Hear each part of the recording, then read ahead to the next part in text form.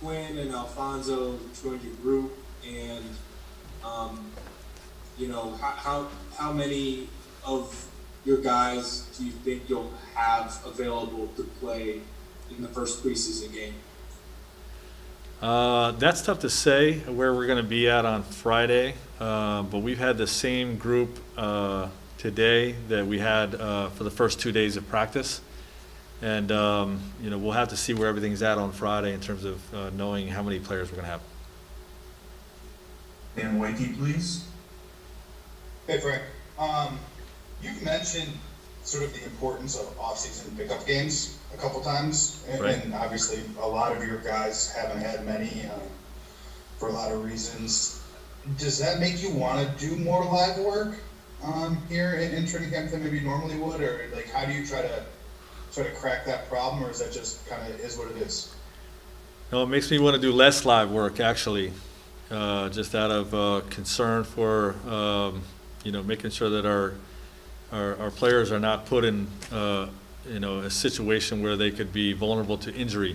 If your body's not used to playing live basketball, like you typically would be building up to a normal training camp, I think you have to take it slower, do more drill work, try to put your system in through drill work as much as possible, and then introduce the live action sort of at a slower pace to get their bodies used to contact again. Have you had those guys? How much actual sort of live basketball have you guys played so far? Well, we haven't gone long in length of practice because of being short on bodies, both with practice bodies and certain guys being out.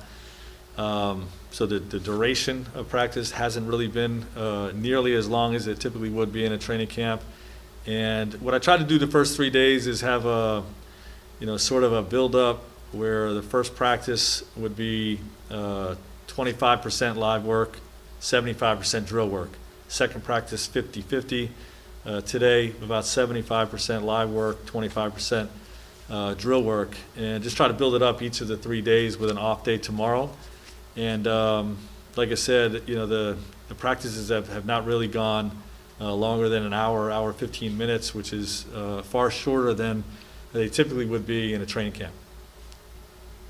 Okay, let's go to Dave McMenamin.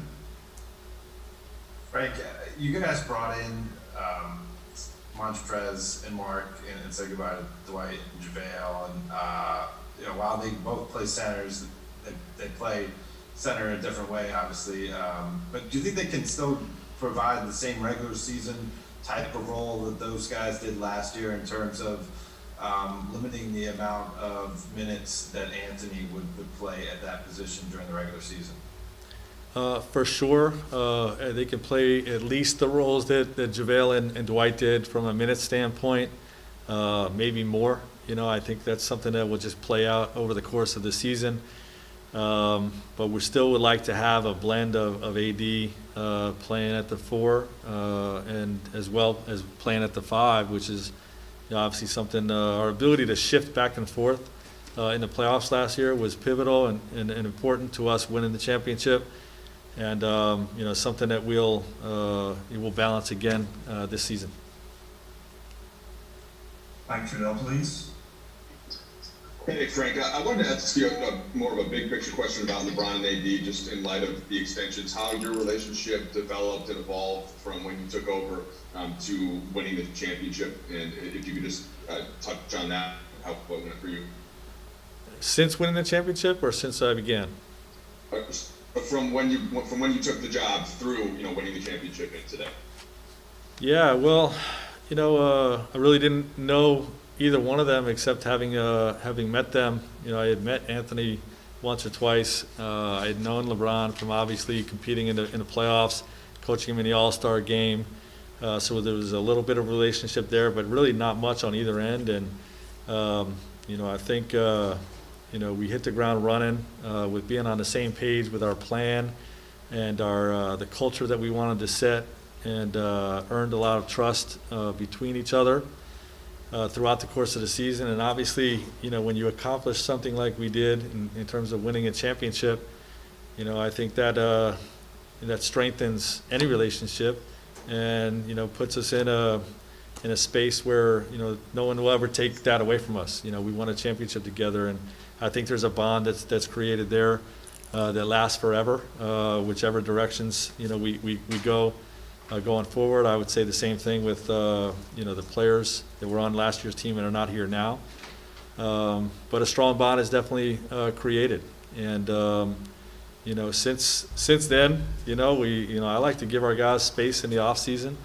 And but it's been fun since we got back in the building and started getting back to work and talked about some of the things that worked with us or for us last year, teaching the new guys some of the things, and the three of us just being on the same page with all that stuff has been a fun thing to be a part of to start this season. Next, let's go to Brad Turner. Hello, Frank. What's up, Brad? Hey, how much more do you rely on the medical staff and the trainers this season as compared to previous seasons, considering how the season's going so far? We always rely on them, especially this time of year, but probably more now because of the situation we're in with the shorter off season, COVID protocols disallowing us from playing pickup games. So, there's very detailed and regular conversations about how each of our guys are doing, the pace with which we're building them up to live activity. So I would say probably more, but we always rely on them, for this type of thing. All right, Melissa Rowland, please. Hey Frank, considering you're not playing in a bubble and the numbers around COVID are spiking right now, I'm wondering how much pressure does that put on not only, monitoring yourself and what you choose to do, but also your wife and your kids and making sure that they stay safe and making the right choices? Like, what kind of pressure does that put on families? Well, it does. They understand the importance.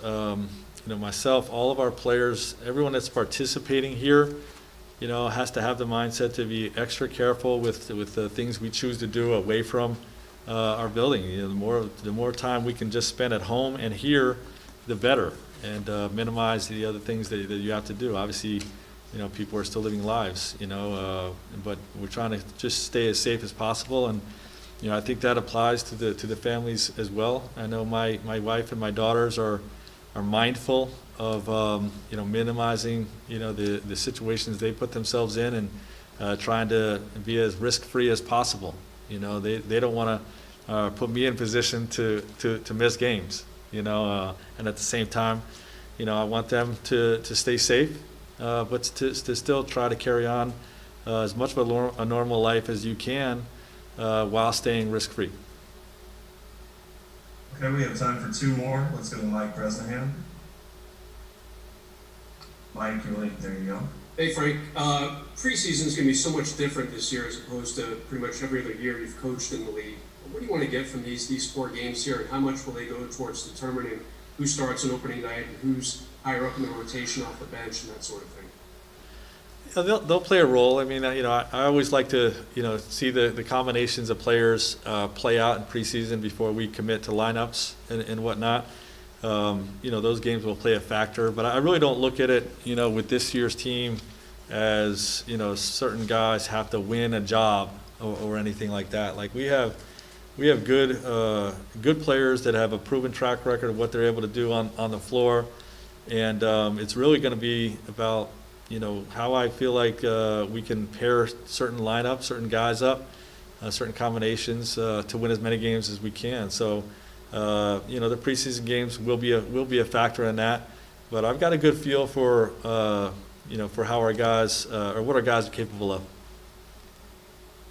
Okay, last question. Let's go to Alan Sleeman.